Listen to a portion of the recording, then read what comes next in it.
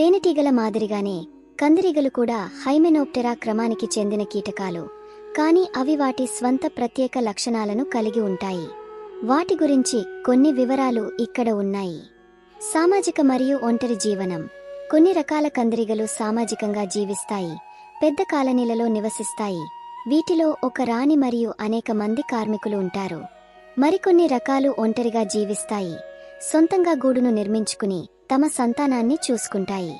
సామాజిక కందిరీగలు కాగితపు లాంటి పదార్థంతో గూడులను తయారు చేస్తాయి. దీనిని అవి నమిలిన కలప మరియు లాలాజలంతో చేస్తాయి. జీవిత చక్రం. కందిరీగల జీవిత చక్రం కూడా గుడ్డు, లార్వా, ప్యూపా మరియు వయోజన దశలను కలిగి ఉంటుంది. సామాజిక కందిరీగలలో రాణి గుడ్లు పెడుతుంది, కార్మికులు లార్వాలకు ఆహారం అందిస్తాయి మరియు గూడును నిర్వహిస్తారు.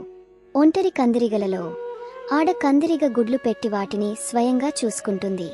ఆహారం. కందిరీగలు ప్రధానంగా పువ్వుల మకరందం మరియు పుప్పొడిని తింటాయి. అయితే కందిరీగలు సర్వభక్షకాలు.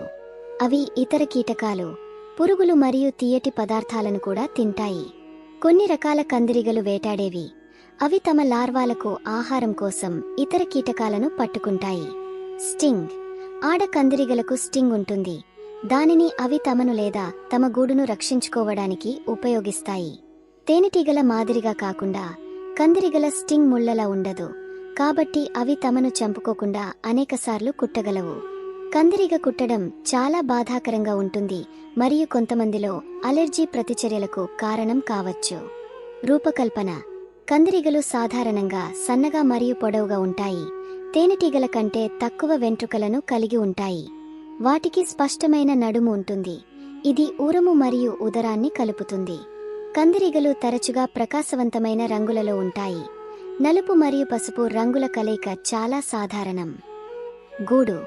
సామాజిక కందిరీగలు కాగితము లాంటి పదార్థంతో గూడులను నిర్మిస్తాయి. ఇవి వివిధ ఆకారాలు మరియు పరిమాణాలలో ఉండవచ్చు. కొన్ని భూమిలో, చెట్లపై లేదా భవనాలపై గూడులను నిర్మిస్తాయి. ఒంటరి కందిరీగలు మట్టితో లేదా ఇతర పదార్థాలతో చిన్న గూడులను తయారు చేస్తాయి. కాబట్టి తేనెటీగలు మరియు కందిరీగలు రెండూ హైమెనోప్టెరా క్రమానికి చెందినప్పటికీ అవి వాటి జీవన విధానం, ఆహారం, స్టింగ్ మరియు రూపకల్పనలో గణనీయమైన తేడాలను కలిగి ఉంటాయి. కందిరీగలు సాధారణంగా తేనెటీగల కంటే ఎక్కువ దూకుడుగా ఉంటాయి మరియు మానవుల చుట్టూ ఎక్కువగా తిరుగుతాయి, ముఖ్యంగా తీయటి ఆహారాల కోసం. మన ఛానల్కు మరీ తక్కువ సబ్స్క్రైబర్స్ ఉన్నారు. దయచేసి సబ్స్క్రైబ్ చేయండి.